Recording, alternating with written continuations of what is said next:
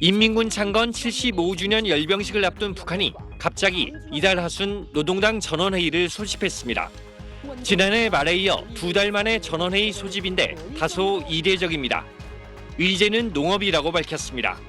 당면한 농사에 필요한 해당 대책을 강구하는 것은 대단히 중요하고 절박한 초미의 과제로 나선다. 농업이라는 단일 안건을 의제로 전원회의를 다시 소집한 것은 식량 문제가 그만큼 심각하기 때문이라는 관측이 나옵니다.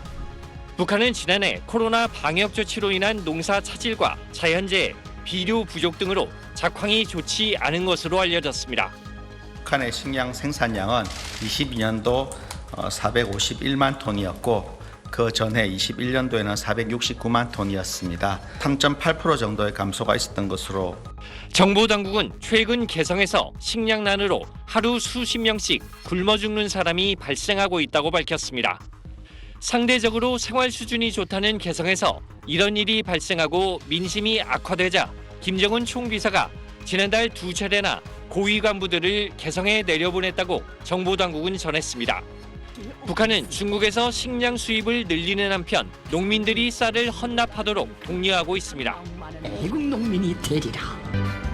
전국의 수많은 다수학 선고자들이 많은 애국미를 나라에 헌납하는 아름다운 미품을 발휘하고 있습니다. 통일부는 북한 전역에서 아사자가 발생할 정도는 아니라고 보면서도 춘군기로 접어들 경우 식량 위기 확산 가능성을 주시하고 있습니다. SBS 안정식입니다.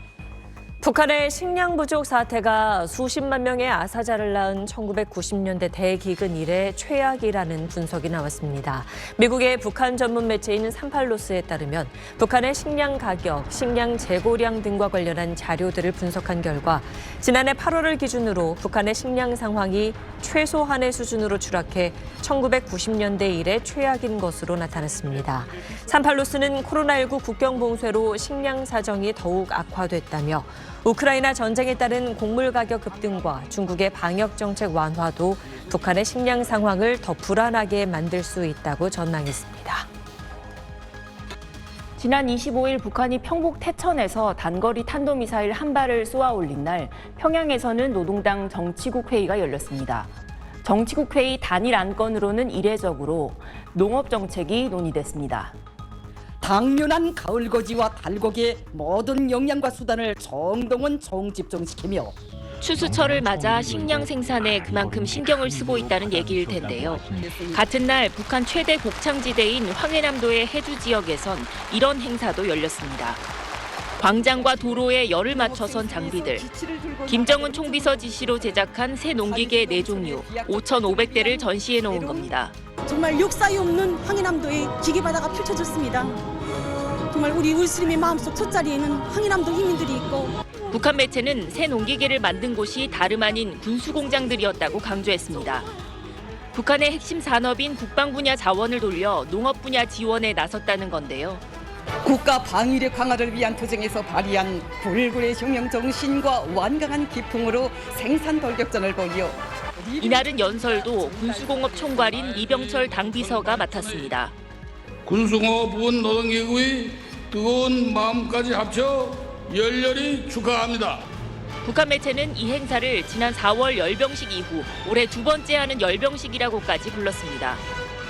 김정은 총비서가 황해남도에 보낸 이른바 1호 약품을 사랑의 불사약이라고 불렀듯 이번에는 사랑의 농기계라는 별칭을 붙였습니다.